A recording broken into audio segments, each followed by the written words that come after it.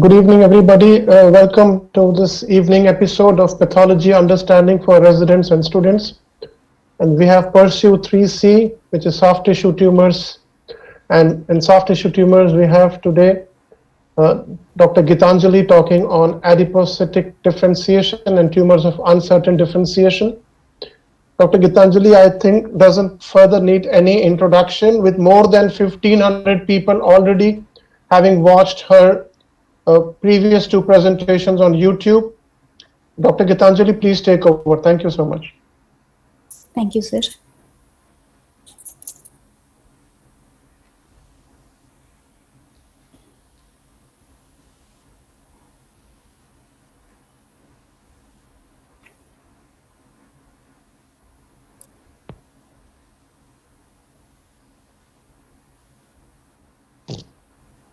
Please share your screen. Sir, can you see my screen? I have shared. Yeah, it's on the way. Yeah, I can see your screen, right. Before she starts, let me just ask everybody to keep their audio and video muted, and please don't share your screen. Let her share her screen and let her teach. Please, thank you. Thank you, sir. So today we are starting with the tumors which show adipocytic differentiation or the fatty differentiation. So in 2020, we have three categories of adipocytic tumors which are benign, intermediate, which are locally aggressive tumors, and the malignant category. So this atypical lipomatous tumor is kept in the locally aggressive tumor. The morphology is similar to the well-differentiated liposarcoma, but because of the feasibility to remove it completely, since it is removed early and complete resection with margins, it doesn't undergo dedifferentiation, so it is kept under the locally aggressive category.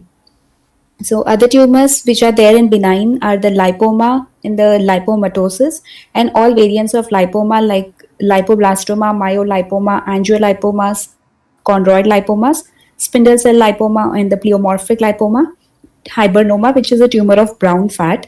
And in 2020, WHO, we have this additional category which is kept in benign, which is the atypical spindle cell or pleomorphic lipomatous tumor. And in the malignant category, we have liposarcoma, which is well differentiated. It can be lipoma-like, inflammatory and sclerosing, and dedifferentiated liposarcomas. Both of these are characterized by having MDM2 amplification. Myxoid liposarcomas, which have DDIT EWRS1 rearrangement, and the pleomorphic liposarcomas, and an epithelioid pleomorphic liposarcoma. The new malignant adipocytic tumor, which is introduced in 2020, is a myxoid pleomorphic liposarcoma. So starting with the lipoma, I think this is the most favorite diagnosis of all junior residents. It is the easiest, where we can see lobules of mature adipocytes. The adipocytes usually have a very flattened kind of nucleus and abundant clear cytoplasm. If we look at grossly, difference between the fat and the lipoma is it may have an encapsulation or a pseudocapsule, and it is multilobulated in appearance, and the cut surface is yellowish in color and greasy in consistency. And it occurs in a wide age range, and it is common in subcutaneous, deep soft tissue, and also in multiple sites like synovium, intramuscular region, intermuscular region, and also we can find additional elements in the lipoma like bone or fibrous tissue or myxoid background. When it is present, it is myxolipoma. And in case of intramuscular lipoma, we see presence of atrophic muscle fibers within lipoma. Coming to the cytogenetic aberrations, lipomas have characteristic aberration of the 12q, where HMG80 high motility group A2 is located. We can also have loss of material 13q and 6p aberrations. So this is a variant of lipoma, which is angiolipoma. So angiolipomas are very tender, and these lipomas are characterized by having multiple vascular channel present admixed in the lobules of this adipose tissue, and within this vascular channels we see presence of this fibrin thrombi frequently. So these are the characteristic features of angiolipoma. And cytogenetically there are no karyotype abnormalities, and it shows normal karyotype. This is a very interesting variant of lipoma, which is called as chondroid lipoma. This is given a name of chondroid lipoma because of its characteristic stroma, which has a chondromyxoid quality. Uh, just like other lipomas, it is present in subcutaneous tissue or sometimes in the deep soft tissue in the limbs or limb girdle.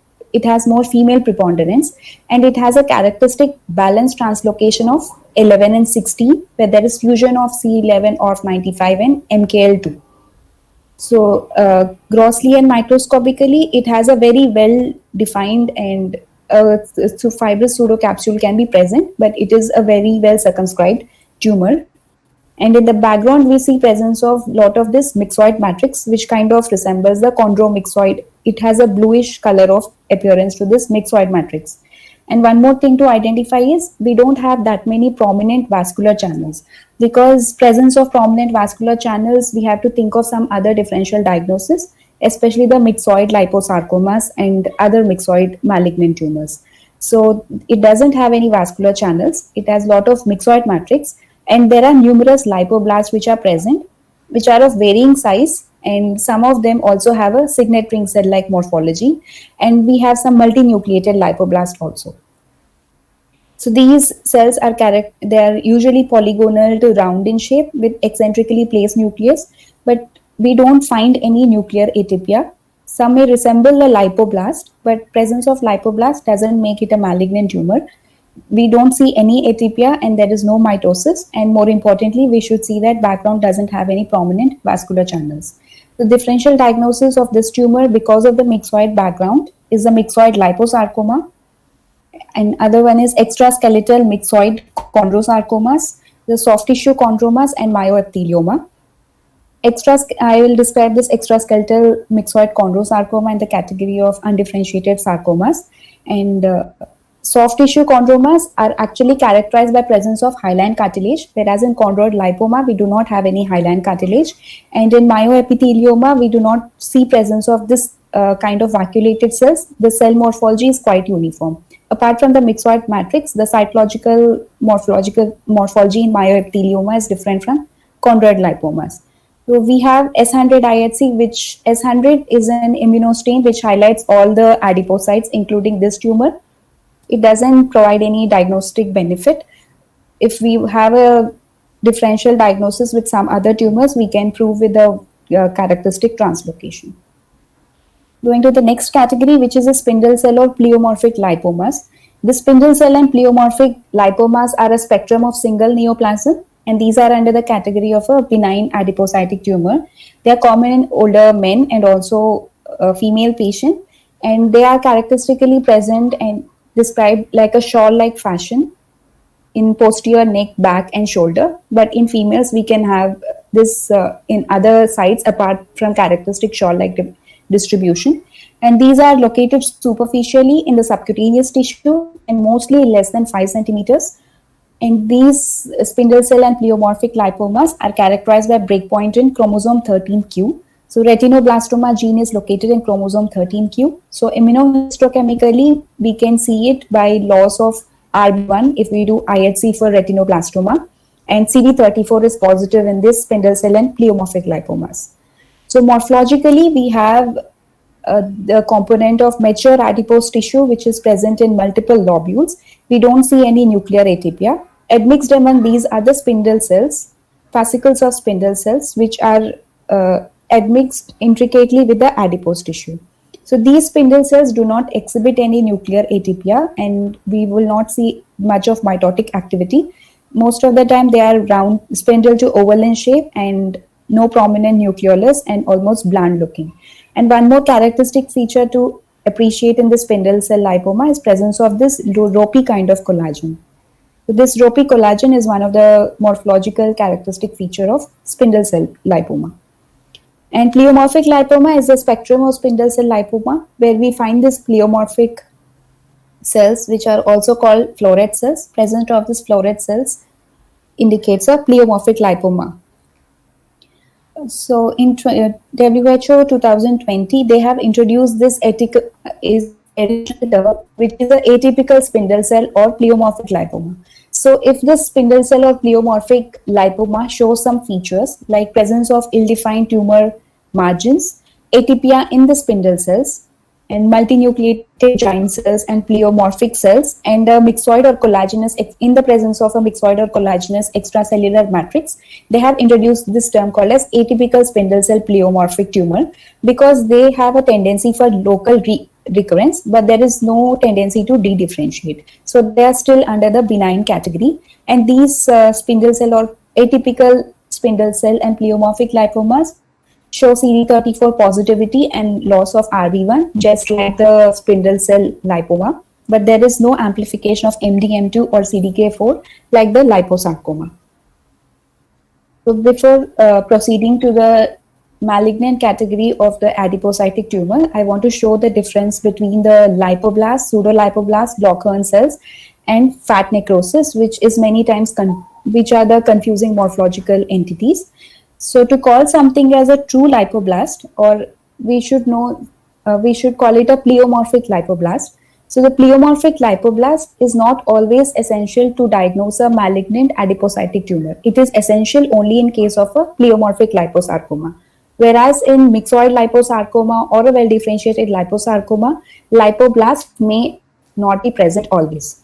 So for lipoblast, we should have a very hyperchromatic and atypical looking nucleus, which is having a sharp scalloped edges in the nucleus. So these scalloping is produced by a very clear vacuole which is present in the cytoplasm. This vacuole is having very clear morphology, or it looks absolutely white. So if it looks a little bit bluish or mucinous kind of material in the cytoplasm, we should not call it a lipoblast. It is a pseudolipoblast. And these vacuoles which are present in cytoplasm has a very sharply demarcated margin. So then only we should call it as a lipoblast. And pseudolipoblast shows presence of intracellular cytoplasmic mucin, and even the nucleus does not show much of indentations, or scalloping is not seen in a pseudolipoblast. So these are the Lockhern cells, which are sometimes confused with the lipoblast. So as the term says, the Lockhern means some of the fat is locked within the nucleus, but we are not seeing any atypia of the nucleus. There is no scalloping of the nuclear margin. So these are called as Lockhern cells and not lipoblasts. And many times fat necrosis can be confusing with a lipoblast, or a hibernoma kind of cells. But in case of fat necrosis, what we see is presence of many macrophages with slightly eosinophilic cytoplasm and not a clear cytoplasm. In case there is a confusion, we can do CD68 immunostain to rule out for which identifies the macrophages. So proceeding to the atypical lipomatous tumor or the well-differentiated liposarcomas, both of these are morphologically same. The atypical lipomatous tumors are the ones which are surgically amenable, that is, they are located in the extremities, so they can be removed completely with a clear margins. Whereas in well-differentiated liposarcomas are the one which are located in retroperitoneum and mediastinum. Since the excision is not complete, there is higher chance of local recurrence. That is where they are kept in malignant category. So these well-differentiated liposarcomas are more common in the middle-aged adult to elderly individuals with peak incidence in 6th decade, and they have same-sex preponderance, and they are present mostly in the deep soft tissues of thigh, retroperitoneum, paratesticular region, and mediastinum. But they can also occur in other visceral locations, even in the mesentery, breast, and coming to the immunohistochemistry. S100 to identify the liposarcomas. The well-differentiated and de-differentiated liposarcomas have MDM2 amplification in their, they show MDM2 amplification. So MDM2 is present in chromosome 12q, and CDK4 is also present near the chromosome 12q. So there is often a co-amplification of CDK4 along with MDM2. So if you do immunohistochemistry for MDM2 or CDK4, there is nuclear positivity in both well-differentiated as well as de-differentiated liposarcomas. but MDM2 is not seen in case of myxoid liposarcomas or pleomorphic liposarcomas. S100-IHC is just highlights all the adipocytes, whether it is mature adipocyte or a lipoblast. So sometimes S100 can be used if you want to identify a lipoblast because it better highlights the nucleus, the shape of the nucleus and the indentation. And MDM2 amplification is much more specific than performing immunohistochemistry. So this is a picture of fish where we see one green signal. This green signal represents the centromere of chromosome 12, whereas the red signal is targeting the MDM2. When we have amplification of MDM2, this red signals is much more than the green signal. This is normal control, whereas this represents the amplification of MDM2. So MDM2 is mouse double minute 2. It inactivates TP53 from by causing proteasomal degradation. In addition to MDM2 amplification, cytogenetically there are also ring chromosomes and giant marker chromosomes in liposarcomas. So, since MDM2 is seen in well-differentiated liposarcomas, it helps us in differentiating well-differentiated liposarcomas from any benign lipomatous tumor. And it is also expressed in dedifferentiated liposarcomas, which helps us in differentiating dedifferentiated liposarcomas from any pleomorphic liposarcomas and other malignant spindle cell tumors like rhabdomyosarcoma, leiomyosarcoma, MPNST, whenever they enter the differential diagnosis. And MDM2 amplification is not entirely specific for liposarcoma because they can also be seen in low-grade osteosarcomas and intimal sarcoma. So intimal sarcoma is again a malignant spindle cell tumor. It is a sarcoma which arises from the great vessels, which are pulmonary vein and aorta.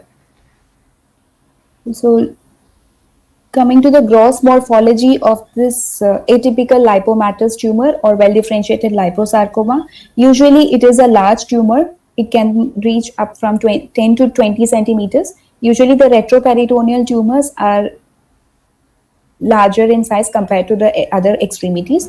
They are well circumscribed, lobulated, yellowish to white and firm, and infiltrative pattern may not be appreciated grossly. And microscopically, we can see that this tumor is lobulated, and these lobules are showing presence of adipocytes which are of variable size. You can see one which are ranging from large adipocytes to very small adipocytes. And to diagnose a well-differentiated liposarcoma, we need not look for lipoblast every time. The most important feature is to look for the atypia. So we have to look for the presence of atypia in the stromal cells or in the adipocytes. The adipocyte nuclei are showing hyperchromasia, and even in the stromal cells showing hyperchromasia, we can call it a well-differentiated liposarcoma even in the absence of a lipoblast. And if we want to do confirmation, we can do MDM2 IHC or fluorescence in situ hybridization. So this is a variant of well-differentiated liposarcoma, which is inflammatory liposarcoma. This is more common in the retroperitoneal region, and in this region the inflammation is so predominant that it may mask the sarcoma component. So in case of retroperitoneal tumor, where if the inflammation is not lymphoma, we should always look for any atypical stromal cells and towards the adipocytes which show atypia of the adipocytic nuclei. So this is an example where there is so extensive inflammation, but the adipocytes at this area are showing variation in the size, and the stromal cells are showing atypia. So this is higher power where we can see the same, and even the inflammatory liposarcomas show MDM2 positivity. So this is a gross picture of a tumor where we can see predominantly it is very soft and greasy, very glistening surface is present, and here we can appreciate the yellowish color of the fat. And as we proceed here it is more whitish in color, tubulated in appearance, and it is more firm and whitish. So there is a transition from this area towards this area.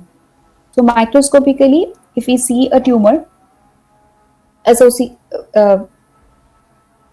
we see a well-differentiated liposarcoma which is transforming into a high-grade or a low-grade morphology, which is different from the adipocytic tumor, we call it a dedifferentiated liposarcomas. So dedifferentiated liposarcomas we can diagnose if we have an associated well-differentiated component, or if there was a history of a well-differentiated liposarcoma excised and it is recurring as a dedifferentiated sarcomatous component. So the dedifferentiated component can be a high grade, can show a high grade morphology. Most commonly, it shows a mix of fibrosarcomatous morphology, or many times we cannot categorize the dedifferentiated sarcomatous component. So then we call it as a pleomorphic sarcoma. And it has been shown that when there is a rhabdomyoblastic differentiation of a dedifferentiated liposarcoma, it has an extremely poor prognosis. And the dedifferentiated component can also show a low-grade morphology instead of a high-grade morphology. Like in this case, we have fascicles of spindle fibroblast and nuclear atypia, and the dedifferentiated areas are less cellular. So in these cases, the differential diagnosis will be a spindle cell lipomas, but in contrast to spindle cell lipomas, we don't have any ropey collagen, and we can do MDM2 IHC in these tumors. So this is a tumor. It is example of a tumor which is present in the inguinal area. It is paratesticular in region. This is the testis, and it is paratesticular. And the histological picture is showing presence of the spindle-shaped cells present in a patternless pattern. There is lot of nuclear atypia present, and mitosis is not seen that frequently, even though there is a lot of nuclear atypia and pleomorphism. And somewhere we can see some kind of adipocytic differentiation. So this is an example of a sclerosing liposarcomas. So the problem with sclerosing liposarcomas is they many times are a differential diagnosis for a dedifferentiated liposarcomas, where the adipocytic component is intricately admixed with this sclerosing component. So one of the morphological clues is we do not show much of mitotic activity in case of sclerosing liposarcoma, whereas in the dedifferentiated liposarcoma, compared to this nuclear atypia, there is diffuse increase in mitosis. And in these cases, the MDM2 IHC is not going to differentiate between a sclerosing rhabdomyosarcoma from a dedifferentiated liposarcoma. So going to the next category of liposarcoma is the myxoid liposarcomas. Myxoid liposarcomas do not have MDM2 amplification. They have this characteristic translocation involving DDIT. The partner gene for DDIT can be FUS or EWSR1, and these are extremely radiosensitive tumors, and the most commonest form of liposarcoma seen in children and adolescents, and they are also seen in adults with mean age group between 5th and 4th decade. The myxoid liposarcomas are located in the deep soft tissues of extremities like thighs. It is the most common site. And grossly, we can see the cut surface is very glistening and very soft in appearance. Microscopically, it usually has a relatively circumscribed border, and the periphery of the tumor is more cellular when compared to the center of the tumor. And the tumor cells don't show much of pleomorphism. They are more of uniform, and they are comprised of spindle to oval shaped cells. And we may also find presence of this signet ring shaped cells, signet ring shaped lipoblasts, and the background is extremely myxoid. And in the center of the lesion, we see a lot of myxoid stroma in the background, and sometimes this kind of resembles the pulmonary edema. So it is called that pulmonary edema-like pattern. And one more characteristic feature is presence of this high tumor vascularity. We see presence of this thin-walled, long curvilinear vascular channels which are present in the background, whereas these are the plexiform chicken wire-like capillaries which are very highly characteristic of myxoid liposarcomas, whereas the tumor cells do not show much of atypia. They range from spindle-shaped cells to oval-shaped cells, and sometimes signet ring-celled kind of lipoblast kind of morphology. And we may or may not find a lipoblast. We can find multivacuolated lipocyte also. And these myxoid liposarcomas show DDIT translocation with EWSR1. That is the most specific test to diagnose myxoid liposarcomas. And these are categorized into low grade and high grade. Previously, the high grade myxoid liposarcomas were called as round cell liposarcomas, but now the terminology is not used. We categorize them into low grade and high grade.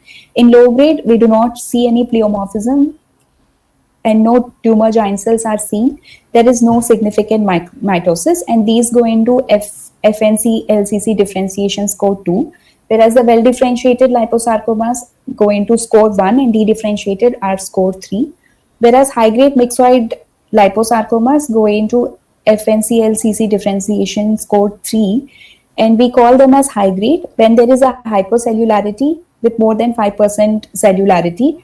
We have a solid sheet of primitive round looking cells, and the stroma becomes more diminished, and even the capillary network is not very conspicuous in a high grade myxoid liposarcomas. These high grade tumors have poor prognosis when compared to a low grade myxoid liposarcoma. Going to the next category, which is the pleomorphic liposarcomas. Pleomorphic liposarcomas neither have DDIT characteristic gene fusion involving DDIT, nor they have MDM2 amplification. They have a very complex structural rearrangement, and they are common in adults with peak age at 7th decade. They are more common in males than females, and common in extremities, more common in lower extremities than upper extremities. They show a rapid growth within 1 to 2 months and painless mass. So grossly, they can have a very irregular infiltrating margin, non-encapsulated, and few areas showing well demarcated lipomatous area can be there, along with whitish and myxoid areas. Microscopically, we see very pleomorphic, bizarre tumor cells, which can range from spindle-shaped cells to epithelioid kind of cells. To diagnose a pleomorphic liposarcoma, we should see presence of this pleomorphic lipoblast with nuclear atypia, characteristic indentations, and multivacuolation with cleared cytoplasm. So to diagnose pleomorphic liposarcoma, there is no IHC or no specific genetic abnormality. We should diagnose it only of morphology by identifying pleomorphic lipoblast. And immunohistochemistry like S100 is done, which again highlights all the lipoblast, but it is not much helpful. It may show positivity for CD34. And CK and EMA can also be focally positive, and HMG-A2 is positive, but MDM2 and CDK4 are negative. There is deletion of TP53 and NF1 and unidentifiable marker chromosomes and non-clonal aberrations in pleomorphic liposarcoma. So that is the adipocytic tumor. Next, proceeding to the tumors of uncertain differentiation. So these are the tumors where we cannot identify any specific lineage of differentiation. They are all put under tumors of uncertain differentiation. These include the benign category, which are the myxomas, pleomorphic hyalinizing angioectatic tumor, phosphaturic mesenchymal tumors, pecomas. In those which are locally aggressive are hemosiderotic fibrolipomatous tumor and epithelioid angiomyolipoma. And the rarely metastasizing ones are atypical fibroxanthoma, angiomatoid fibrous histiocytoma, ossifying fibromyxoid tumors, and myoepithelioma and mixed tumors. And these are the malignant tumors. So we will discuss this now. In the recent WHO 2020, there is a new category which is included in this malignant tumor of uncertain differentiation, which is NTRK rearranged spindle cell neoplasm. This is seen in children and young adults, and it resembles the infantile fibrosarcoma with that ETV6 NTRK translocation. And this I will discuss in the pediatric soft tissue tumors. So starting with this first entity, which is also called as cutaneous myxoma or the superficial angiomyxoma. The cutaneous myxoma is associated with the Carney's complex, which is also associated with atrial myxomas, fibroadenomas, malignant melanotic neuroectodermal tumors. So cutaneous myxomas are located, or also called as superficial angiomyxomas, are located superficially in the dermis, or it may extend into subcutaneous tissue. And as the name suggests, in the low power itself, we can see a lot of bluish myxoid matrix in the background, and it is a multilobulated tumor. And if we come to high power, we see it is very paucicellular, and it is characterized by these cells which are spindled to stellate shaped, there's a spindled and stellate shaped. The nucleus is very small and oval.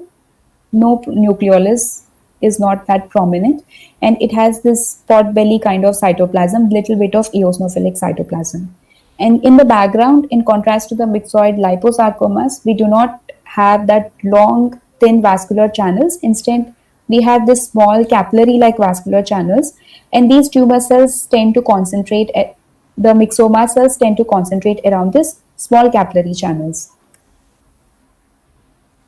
The other category of myxoma is called, which is the intramuscular myxoma. This is very important to identify because since it is located deeply in contrast to the superficial angiomyxoma, it comes in the differential diagnosis for high-grade myxoid lesions. But in contrast to them, though the margin, it is not very well circumscribed margin, it can go in between the skeletal muscle tissue, causing atrophy of the skeletal muscle. This tumor has very low cellularity and background is myxoid, highly myxoid, but there is no vascularity, and it is a very paucicellular tumor. And it is characterized by mutations in GNAS, which is detected in more than 90% of tumor. Intramuscular myxomas are sometimes associated with Mazabrod syndrome. So here again, we can appreciate there is a great amount of myxoid matrix in the background, whereas we have this small bland spindle cells. There is no increase in vascularity, no nuclear atypia, and there is no increase in cellularity. So we should not mistake this intramuscular myxomas to be any high-grade myxoid tumors.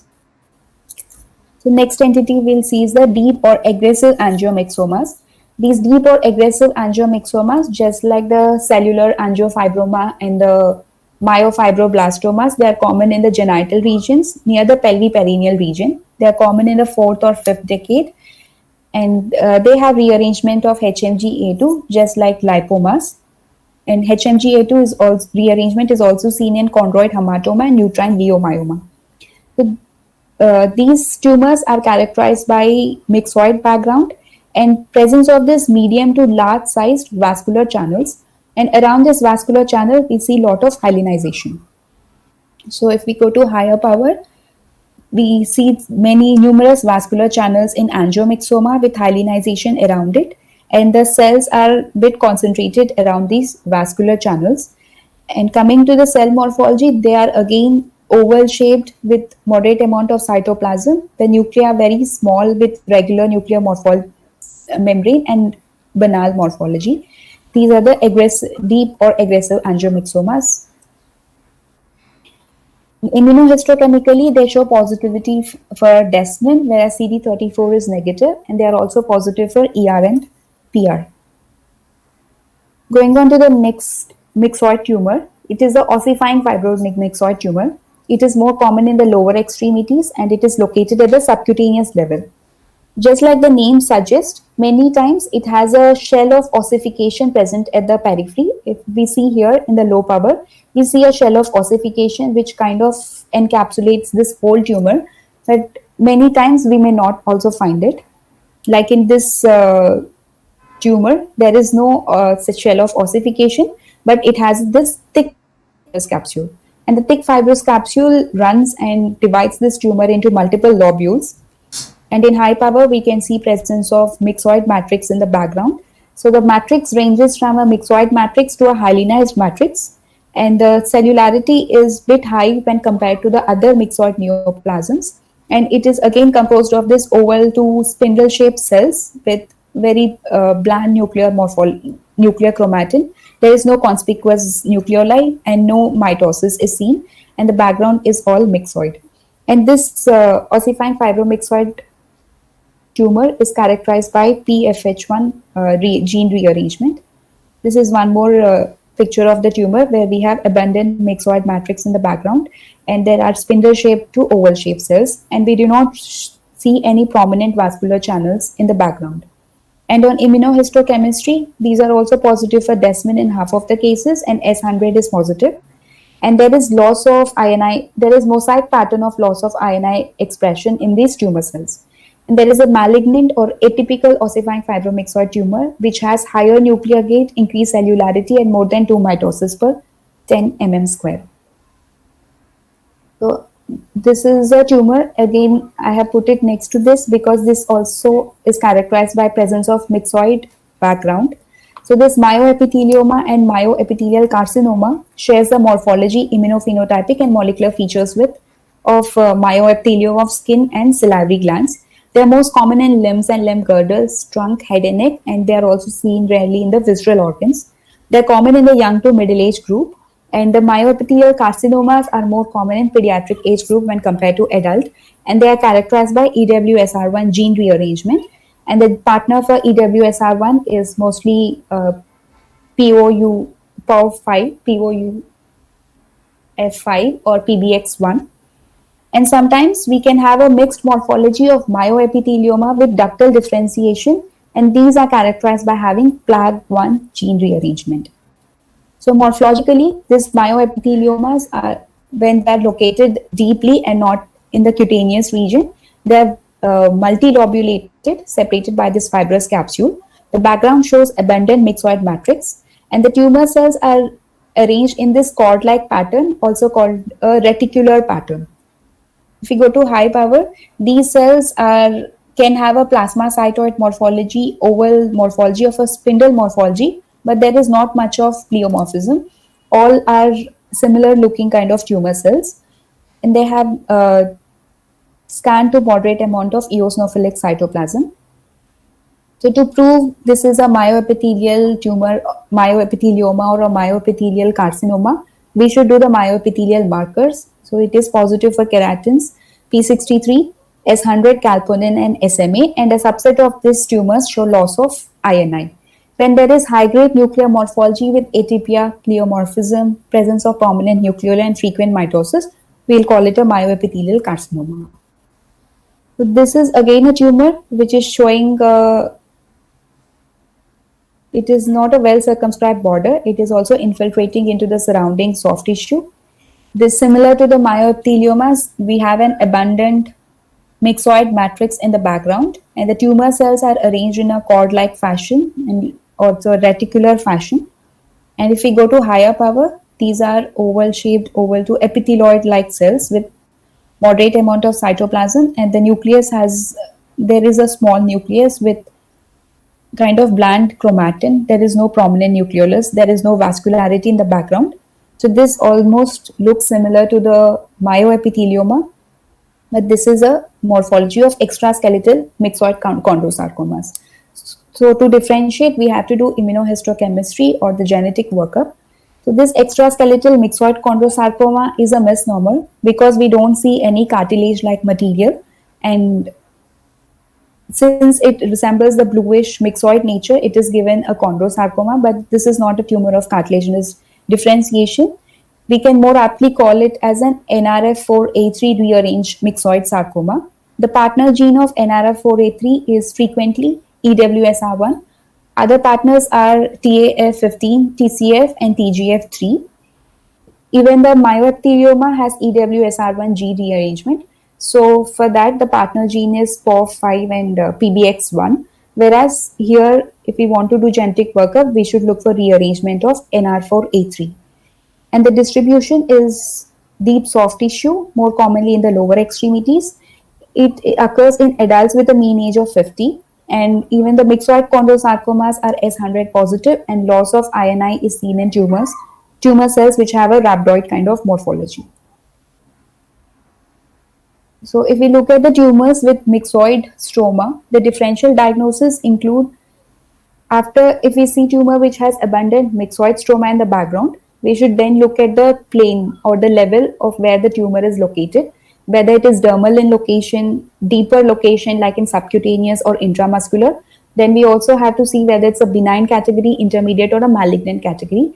Based on that, we can work up. If it is superficial location, the differential diagnosis which would come is the digital mucinous cyst, superficial angiomyxomas, acral fibromyxomas, dermal nerve sheath tumor, which is a tumor of nerve sheath. It is a nerve sheath tumor which shows S100 positive. Sometimes DFSP, when it has extensive myxoid background, it comes in the differential diagnosis, and the myxoid neurofibromas. The tumors which are located at the subcutaneous plane are ossifying fibromyxoid tumors, myxofibrosarcomas, myxoinflammatory fibrosarcomas, and nodular fasciitis with abundant myxoid stroma. And one more differential diagnosis is a schwannoma, which has a myxoid change in the background.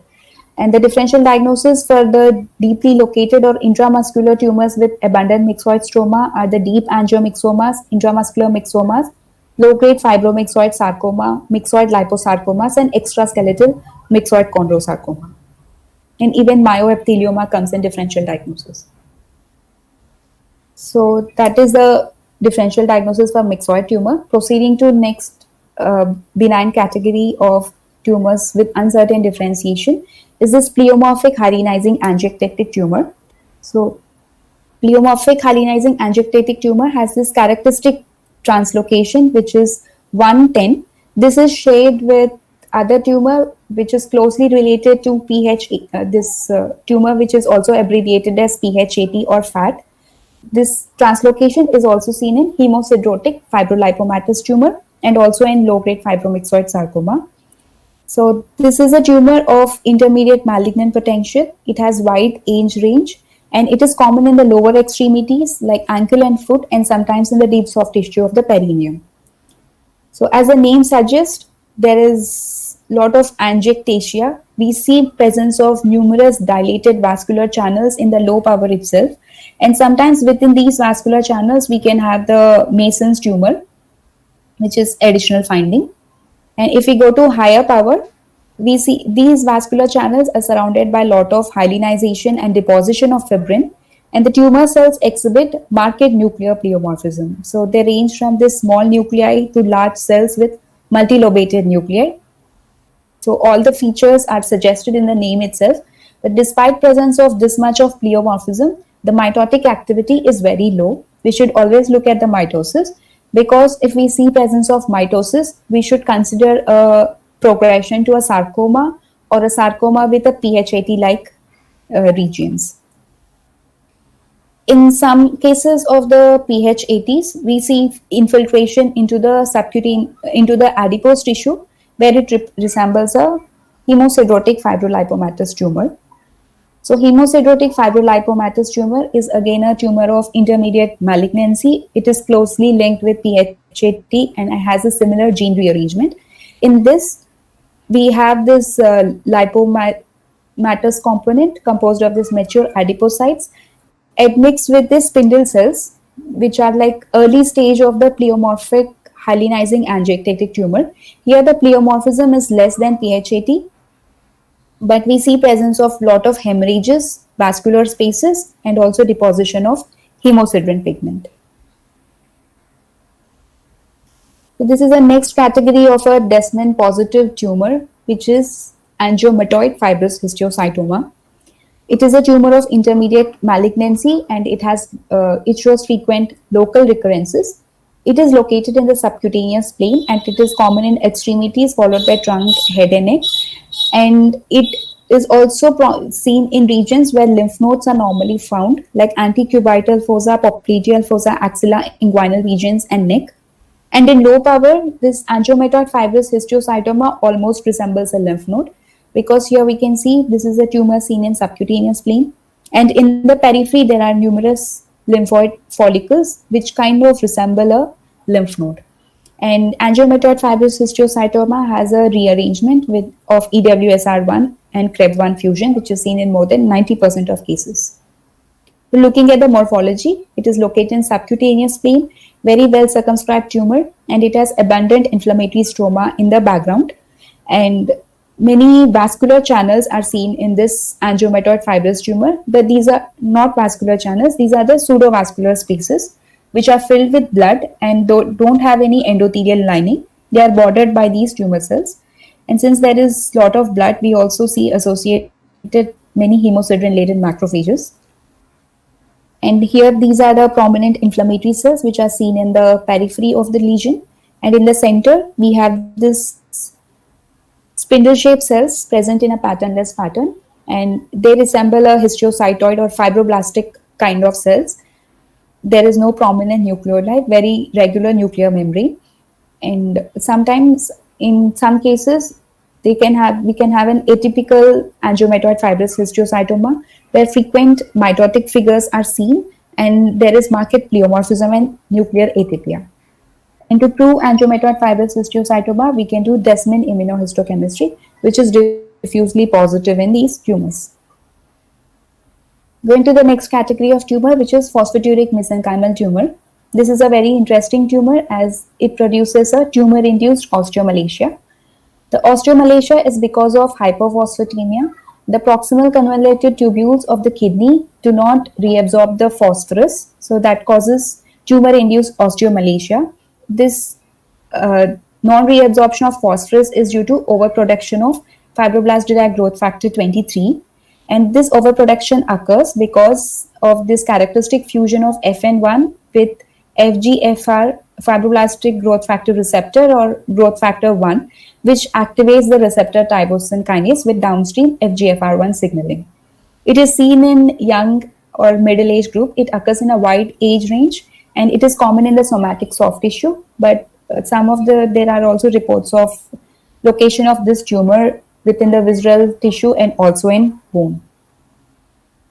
And in the low power, in phosphaturic mesenchymal tumor, many people, there is this favorite description, this grungy kind of calcification, which is appreciated in the low power itself.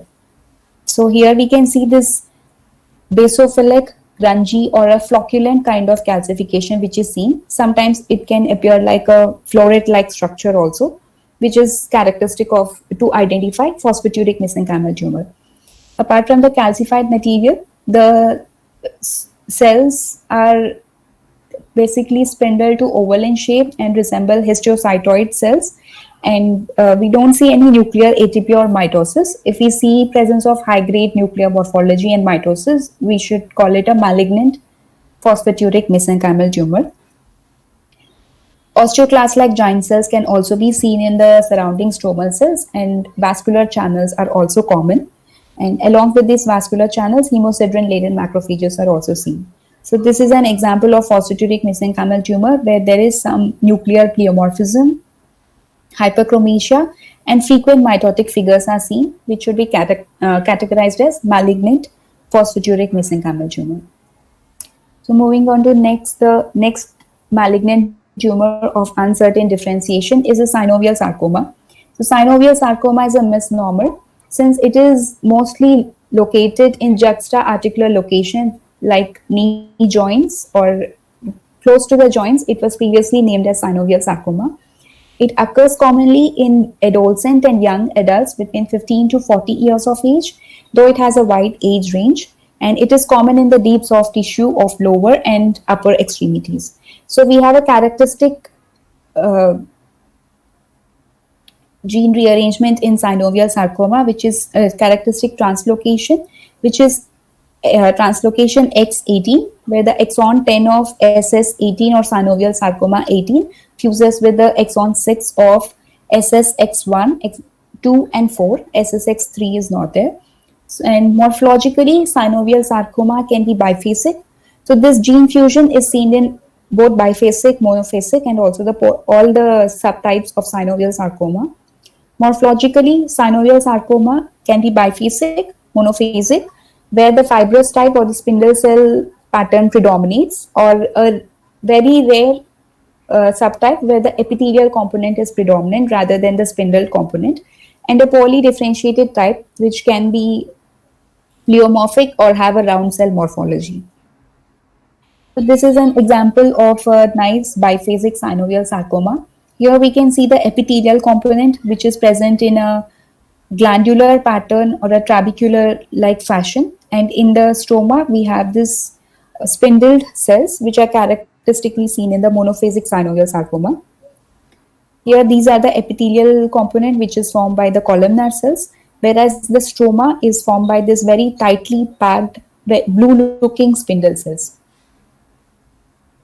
And this is an example of monophasic synovial sarcoma where we do not see any epithelial component. And in synovial sarcoma, just like solitary fibrous tumor, we can see presence of this HPC-like or ectatic vascular channel with staghorn-like morphology. And these are formed by fascicles of tumor cells which are very tightly packed, and in low power it looks very blue because the nucleus kind of overlap upon the overlap upon each other. And despite presence of marked cellularity, we do not see much of pleomorphism. All the tumor cells look uniform. So in high power, we can see the nuclear kind of overlap upon the each other. We can have the herringbone pattern, which is described in the fibrosarcomas, and sometimes it also resembles MPNST. The mitotic figures in synovial sarcoma are usually few, but frequent mitosis can also be seen. So immunohistochemically, the EMA and cytokeratins characteristically diffusely highlight the epithelial component which is present in biphasic synovial sarcoma. But even in monophasic synovial sarcoma, we can show focal EMA and cytokeratin expression. And S100 can also be focally positive in synovial sarcoma. So if we want to differentiate synovial sarcoma from MPNST, S100 is not a good marker. We can rather do H3K27ME3, which is lost in MPNST, and SOX10 is a better marker than S100. Focal positivity for SMA can also be seen. And CD34 is negative in synovial sarcoma, which we can help in differentiating from the solitary fibrous tumor. So presence of HPC-like vascular channels, sometime because of presence of HPC-like vascular channels, SFT comes in differential diagnosis, where CD34 can be used, but the more specific marker is STAT6. And CD99 and BCL2 is positive in synovial sarcoma. BCL2 is not much helpful, and positivity for CD99 causes problem when there is a poorly differentiated synovial sarcoma, and poorly differentiated is like differential diagnosis for other small round blue cell tumor, which is Ewing sarcoma. And TLE1 is the immunohistochemical marker which is found by gene expression profiling. The TLE1 is very much sensitive, but it's not very specific for synovial sarcoma. It is helpful, but TLE1 can also be seen in some cases of SFT and MPNST, so we cannot entirely rely on TLE1. The best method is to identify the translocation of SS18 and SSX by FISH or RT-PCR. The differential diagnosis for biphasic synovial sarcoma is carcinosarcoma. So in carcinosarcoma, we have a malignant epithelial component and also stromal component, which is also malignant, which resembles synovial sarcoma. But in carcinosarcoma, the stromal component exhibits much more atypia than the one seen in synovial sarcoma. And other differential diagnosis is glandular MPNST and mesotheliomas when it is biphasic. But we have specific markers to exclude a mesothelioma, which are calretinin and WT1. And differential diagnosis for monophasic synovial sarcoma is adult type fibrosarcomas, MPNST, and solitary fibrous tumor. So proceeding to the next tumor, which is epithelioid sarcoma. So epithelioid sarcoma occurs in wide age range, and it has two subtypes, which are the distal type and the proximal type. So distal type is called the classical type. It usually presents as an ulcerated lesion. It can be seen in hands or foots. It presents distally in the extremities, and it is more common in adolescents and young adults. Whereas the proximal type or the large cell type is prominent in the pelviperineal region, inguinal region, and also truncal location, and it is seen in an older age individuals when compared to the distal type. So morphologically, epithelioid sarcoma in low power, if the distal type is usually located in the subcutaneous plane, whereas the proximal type is deeply seated tumor. And in low power, both show a lobulated kind of morphology separated by fibrous septae. And the very characteristic feature is the presence of area of geographic necrosis. So very frequently we find area of geographic necrosis in epithelioid sarcoma, and especially in the distal type, we have palisading of cells seen around the areas of necrosis, which kind of resembles a granuloma. So it is also called as pseudogranulomatous pattern. So this pseudogranulomatous pattern comes in differential diagnosis for many non-neoplastic processes like necrobiosis lipoidica or other granulomatous reactions which are seen in skin. Coming to the cell morphology, the cells have this characteristic oval to polygonal and epithelioid look, with eccentrically placed nucleus, a prominent nucleolus, vesicular chromatin, and they have a eosinophilic cytoplasm. But in case of the distal type, we can also see presence of spindle morphology. In the proximal type, the cells are larger in size and have this characteristic epithelioid morphology. And immunohistochemically, epithelioid sarcomas express cytokeratins and EMA, which makes these as differential diagnosis for all the carcinomas, but it does not express CK5 or CK56, which can be useful if we want to differentiate epithelioid sarcoma from a squamous cell carcinoma. 50% of the tumors also express CD34, and ERG is positive in 40 to 67% of epithelioid sarcomas, which makes it a differential diagnosis from other epithelioid vascular tumors like epithelioid angiosarcoma, but epithelioid sarcoma does not express CD31. CD31 is more common in vascular tumor, and there is a characteristic loss of nuclear expression for INI1 in epithelioid sarcoma, which is helpful diagnostically. So INI1 is the SMARCB1 gene, which is located on chromosome 22q, and it encodes a protein which is a part of SWI SNF chromatin remodeling complex. So this chromatin remodeling complex is a part of ATPase channel. So mutation of SMARCB1 is identified in epithelioid sarcomas. The next malignant soft tissue tumor is alveolar soft part sarcoma, and this is located in the deep soft tissue of lower extremities, trunk, and also head and neck regions. It has a wide age range and female preponderance, and it has a characteristic translocation which is ASPS CF11 and TFE3 translocation, and it causes downstream signaling of the c-Met. So now the chemotherapy with c-Met inhibition is being in research, like they are attempting crizotinib in alveolar soft part sarcoma chemotherapy. So morphologically, it has a very characteristic pattern. There is an organoid or a nesting pattern of the tumor cells, and these are separated by this venous channels or sinusoid-like vascular spaces which are dilated in between the tumor cells. And within this nest of tumor cells, we have a discoursive population of cells in the center and some tumor cells which are lining the periphery of these nest. So this resembles the pulmonary alveoli, hence this is called as an alveolar pattern. And coming to the cell morphology, these ASPS are characterized by having an abundant cytoplasm which has a flocculent eosinophilic. It's not clear, but it has a very flocculent eosinophilic cytoplasm, and the nucleus has a vesicular chromatin and a very prominent nucleoli. And the more, if present, this is a most characteristic finding of alveolar soft part sarcoma, which are presence of needle-like or rhomboid-shaped inclusions. These are the needle-shaped or rhomboid inclusions. If we want to highlight those inclusions, they are positive for PAS and they are resistant for diastase. So these crystals are known to be formed of monocarboxylate transporter. So there is IHC for this monocarboxylate transporter MCT1, which highlights these needle-shaped crystals, apart from immunohistochemistry.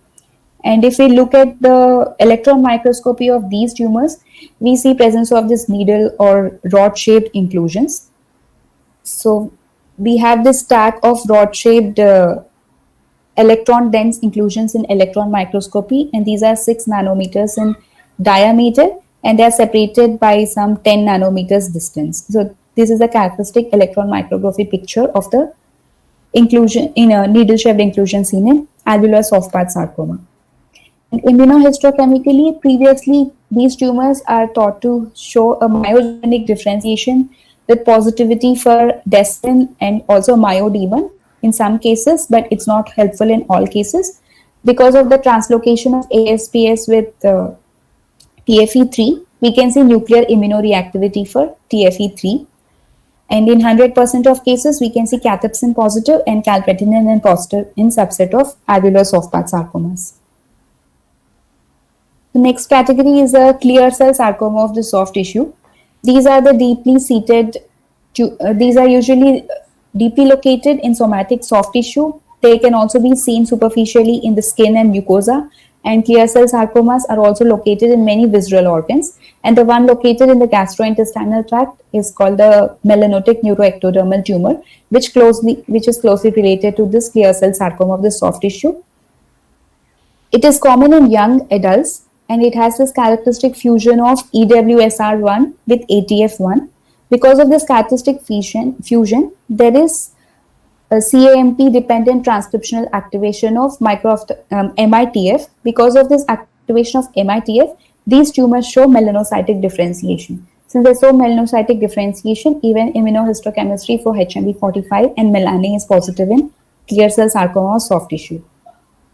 So morphologically, here they are located in this intramuscular plane, and they have this nested kind of architecture separated by thin fibrous tissue.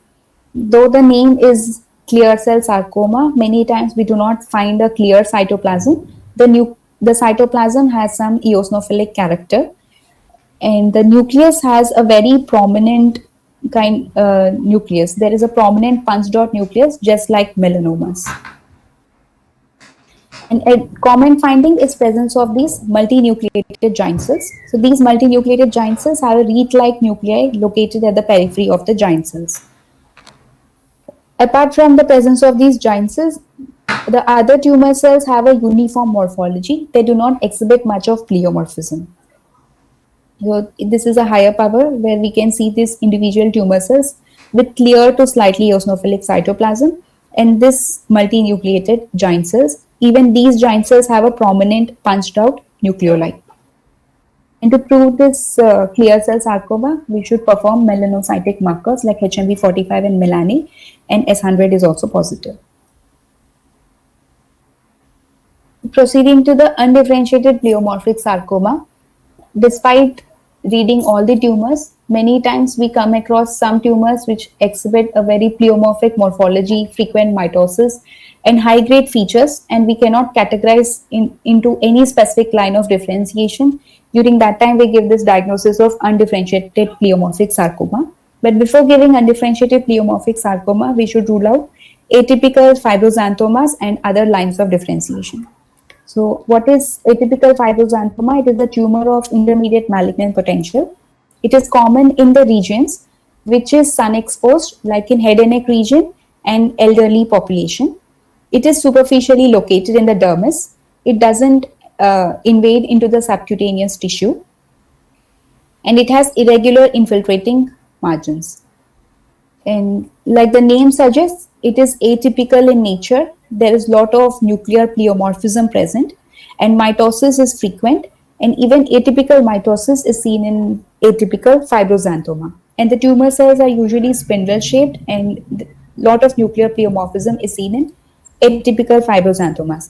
Despite the atypical mitotic figures and the nuclear pleomorphism, we do not find any necrosis, lymphovascular or perineural invasion, or invasion into the subcutaneous tissue. So these are these are restricted to the dermis.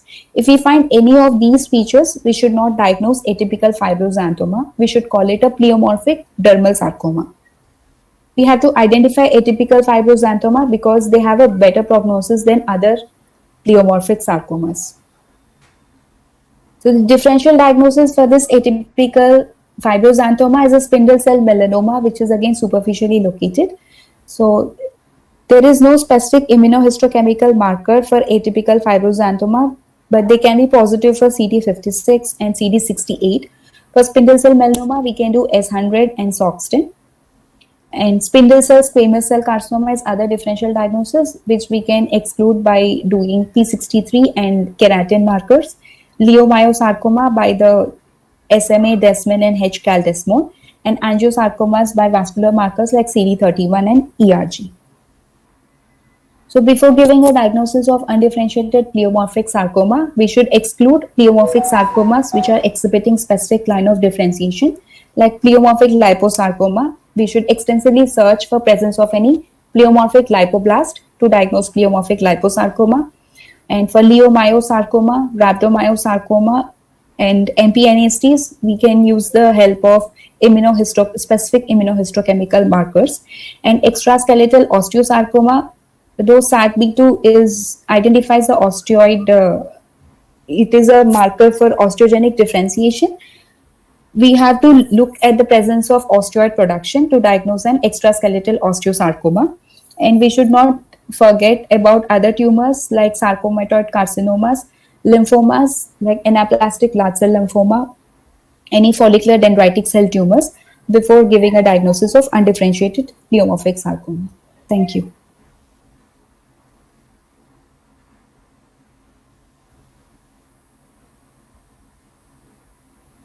Thank you, Dr. Gitanjali. Anybody having any questions or queries, please?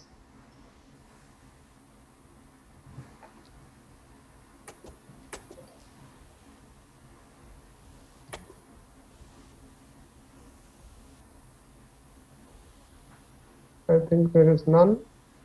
So thank you, Dr. Gitanjali, once again for this extensive coverage of adipocytic as well as undifferentiated lesions of the soft tissue. I think the next topic we have is for the pediatric tumors. Is that right? Yes, sir. Pediatric soft tissue tumors and also approach to round cell tumors. Yeah, small round cell tumors. That is something which everybody is very wary of, right? Thank you so much. Thank you, everybody, for joining. Take care. Bye-bye. Bye. Thank you, sir.